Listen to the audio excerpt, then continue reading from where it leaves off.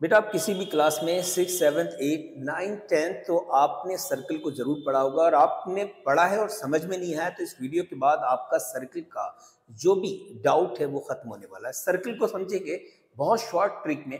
अब देखिए सर्कल क्या है कि एक 2D फिगर है। 2D फिगर का मतलब है कोई ऐसा शेप नहीं है जैसे just like a ball.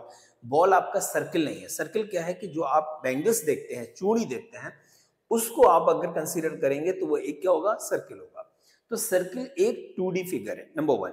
Number two, इसमें हम वॉल्यूम फाइंड नहीं करते हैं, इसमें हम एरिया और सरकमफ्रेंस फाइंड करते हैं। ठीक है, दो चीजें आपको ध्यान रखनी है।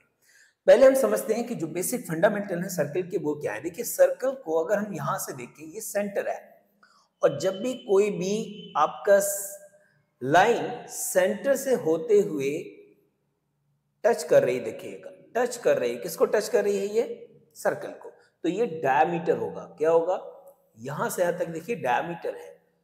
ठीक है, और यही अगर कोई ऐसी लाइन, ऐसा सेगमेंट जो सर्कल के दोनों साइड को टच कर रहा है बट वो सेंटर से होके नहीं जाता है, तो वो हमारी कॉर्ड हो जाएगी। अब क्वेश्चन आता है सर कॉर्ड तो ये भी हो सकती है। Yes, diameter is the longest chord. तो डायमीटर आपकी लॉन्गेस्ट कॉर्ड कंसीडर की जाती है, ये भी आप ध्यान रखिएगा। तो डायमीटर भी एक कॉर्ड ही है। तो कॉर्ड आपको समझ में आ गई। कोई भी सर्कल जिसको टू पार्ट में वो डिवाइड कर दे, या सर्कल के एक पॉइंट एंड से लेके दूसरे एंड तक अगर कोई साइड, कोई लाइन अगर जा रही है तो वो कॉर्ड कहलाएगी। और अगर वो सेंटर से होके जा रही है तो डायमीटर। सेंटर और सर्कल के बीच की जो डिस्टेंस होती है वो रेडियस कहलाती है।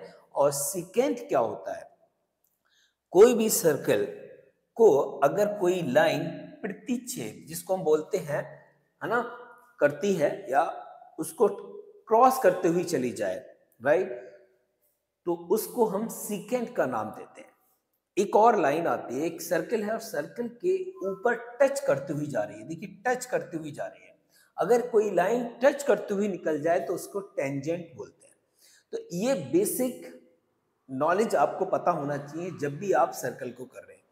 इस सर्कल के सेंटर से अगर हम टेंजेंट को मिला देते हैं, कहीं पर भी आपका टेंजेंट होगा तो ऑलवेज जो एंगल बनेगा वो 90 डिग्री बनेगा। ये भी आपको ध्यान रखनी है।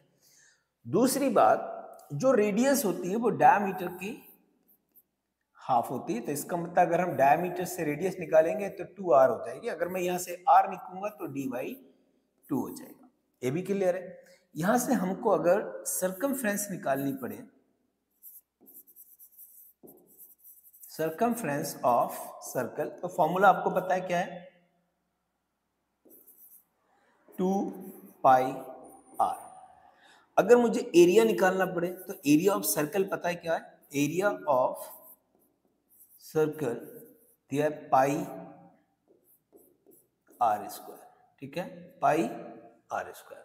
तो ये बेसिक चीजें आपको सर्कल के बारे में जरूर पता होनी चाहिए। जब भी आप ज्योमेट्री करेंगे तो इसकी नॉलेज आपको मस्ट है।